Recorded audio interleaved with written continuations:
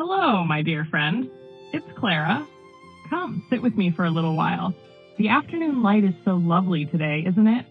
It's streaming through the window and has lit up the dust motes dancing in the air. My husband Thomas is out in the garden turning the soil. I can see him from here.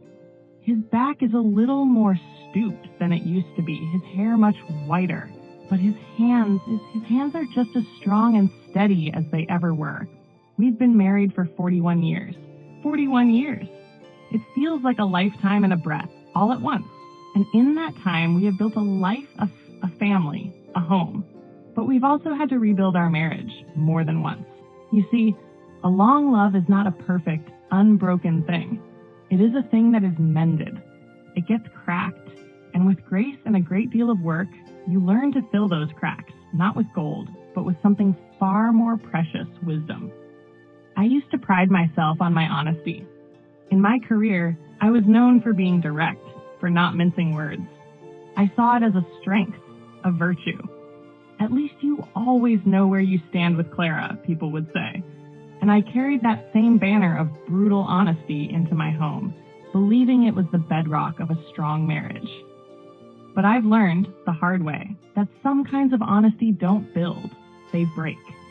They don't heal, they poison, slowly, drop by drop, until the love you thought was invincible feels fragile and sick. Today, I wanted to share with you, from my heart, 6 of those honesties that I had to unlearn to save the one that mattered most. The first was perhaps the most common, the most seemingly innocent. It was honesty as a justification for unkindness. It often started with the phrase, "I'm just being honest." I used it as a shield, a license to say something critical without having to soften the blow. I believed that the truth of the statement excused the sting of its delivery. Thomas once took up birdwatching. He bought a pair of binoculars and a little book, and he'd sit by the window for hours, scribbling notes. I found it a bit silly, a waste of time, and I told him so. "I'm just being honest," I said. "I don't see the point of it." The light in his eyes dimmed. He quietly closed his notebook and put it away. I had spoken my truth, but I had crushed a small, budding joy in him. I didn't see it then, but I was telling him that his delight was invalid if I didn't share it. Honesty without kindness is just cruelty with a good excuse. The scriptures tell us to speak the truth in love, and I had forgotten the most important part of that instruction. It's a lesson that took me years to learn. The goal of communication in a marriage isn't to be right, it's to build connection. What was more important, my opinion about his hobby or the quiet happiness it brought to his heart? It's a question I wish I had asked myself much sooner. The second poison was closely related. It was honesty as unsolicited helpful advice. Oh, I was a master at this. I saw it as my duty to help Thomas improve. How he loaded the dishwasher, how he folded the towels, how he spoke to the children. I had a better way for everything, and I was always willing to share it, framing it as helpful honesty. "You know, it would be more efficient if you did it this way," I'd say, rearranging his work. I thought I was being a good partner, a good manager of our life together. But what I was really communicating was, "You're not doing it right. You are not quite good enough." Instead of building him up, I was slowly sanding away his confidence within the very walls of his own home. He started to hesitate before doing things, waiting for my inevitable correction. The home, which should be a refuge of grace and acceptance, became a place of performance and evaluation. Love doesn't ask for perfection. It asks for presence. It took me a long time to understand that letting him do something his way, even if it wasn't my way, was a deeper act of love than my constant helpful corrections. The third honest thing I used to say was maybe the most toxic. It was using truth as a weapon. Every couple has a history, a ledger of past mistakes, of moments of weakness, of financial missteps, or forgotten promises. In my misguided honesty, I kept a very detailed account, and in the heat of a new argument, I would not hesitate to draw from that arsenal. This is just like that time I'd say, bringing up a wound from 5, even 10 years prior. I would have told you I was just stating the facts. I was being honest about the pattern I saw. But what I was really doing was keeping score. It's a truth that every time I brought up the past, I was dragging its ghost into our present, ensuring that old wounds could never truly scar over. My dear friend Silas, a retired accountant who now understands that the most important ledgers track joy and peace, once told me something profound. He said, "Clara, you cannot build a future together if you are constantly making your husband pay interest on old debts." And he was right. Grace means wiping the slate clean. It doesn't mean forgetting, not entirely, but it means choosing not to use the past as a weapon. Forgiveness isn't just an act. It's a quiet, daily decision to leave the ammunition in the armory and face the present with empty, open hands. If something in this is resonating with you, I'd be so grateful to know. You might just type, "I'm listening" in the comments below, so we know we're in this together. It helps to know we are not alone on this path. The fourth destructive honesty was one that broke my own heart, even as I was speaking it. It was using brutal honesty to crush a dream. When we were in our late 50s, Thomas came to me with a dream. He'd always been good with his hands, and he wanted to leave his job and start a small business making custom furniture. He had sketches, a business plan, a spark in his eye I hadn't seen in years, and I extinguished it with my honest practicality. "Thomas, that's a lovely idea," I said, "but let's be realistic. We can't afford the risk. It's a young man's game. We should be planning for a quiet retirement, not a new venture."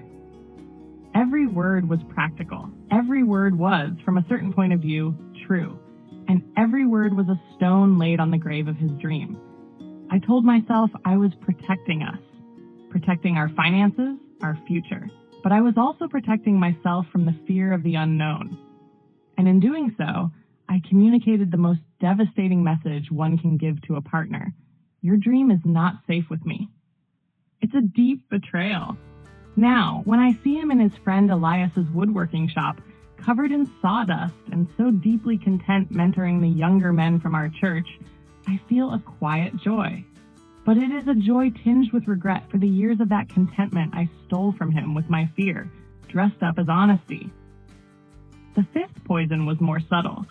It was the act of voicing every fleeting doubt and fear. A long marriage has seasons of uncertainty, seasons where you feel a little distant, a little unsure.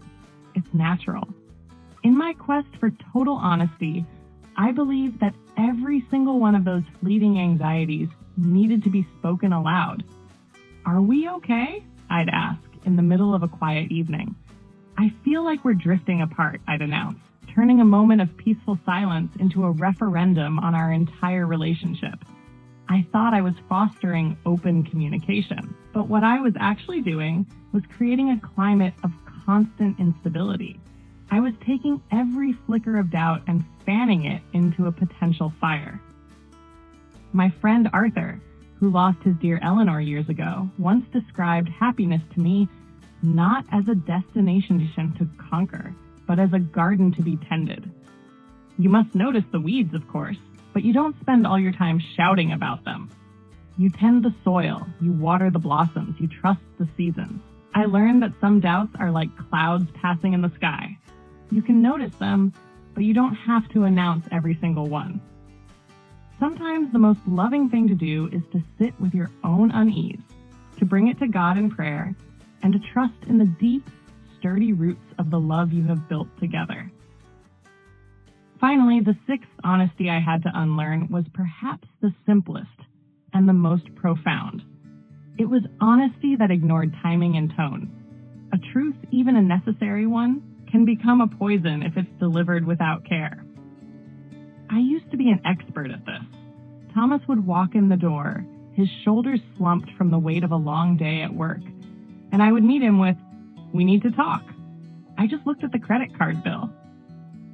The truth of the bill was not the issue. The issue was that I gave him no time to breathe, no moment of peace.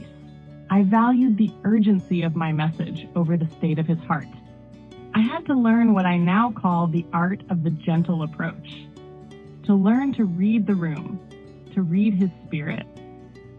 To understand that some conversations are for Sunday afternoon, over a cup of tea, and not for a Tuesday night when exhaustion has settled in. It's about creating a safe space for difficult conversations. It's about starting with a soft startup, as the experts say. It's about remembering that you are on the same team. It's a lesson that comes with stillness, with learning to listen not just to the words being said, but to the silence around them. It is the grace of choosing the right moment, the right tone, which says, I love you more than I love being right about this. Unlearning these 6 habits has been the great humbling work of my later life. It has meant trading my pride for peace. It has meant learning that the most profound honesty in a marriage isn't about the brutal, unvarnished truth, but about the wise, tender, and grace-filled truth that builds, that connects, and that heals. It's about understanding that our words have the power to create a sanctuary or a battleground. And after 41 years, I can tell you that there is nothing more precious than coming home to a sanctuary. Looking out at Thomas now, as he straightens his back and wipes his brow, my heart is filled with a quiet, deep gratitude. We are not the same people we were when we married. We have been cracked and mended, weathered and worn. But the love that remains is stronger for it. It's a love that has learned to be kind above all else. It has learned that true communication isn't about winning an argument, but about understanding a heart. It's not about speaking every truth, but about stewarding the truth with wisdom and with mercy. We learned that a relationship can be corroded by destructive patterns, like criticism and defensiveness, but it can be rebuilt with respect and appreciation. The journey from a place of brutal honesty to loving honesty is not easy, but it is the path to a love that lasts, a love that is a true and gentle home for the soul. Thank you for spending a few minutes with me today, for sharing this quiet space. The journey of mending our communication, as we've talked about, truly begins with looking inward with grace. If you're ready to take that first gentle step on your own path of reflection, I've created something just for you. It's a free guide called The First 5 Questions, a gentle guide to rediscovering your story.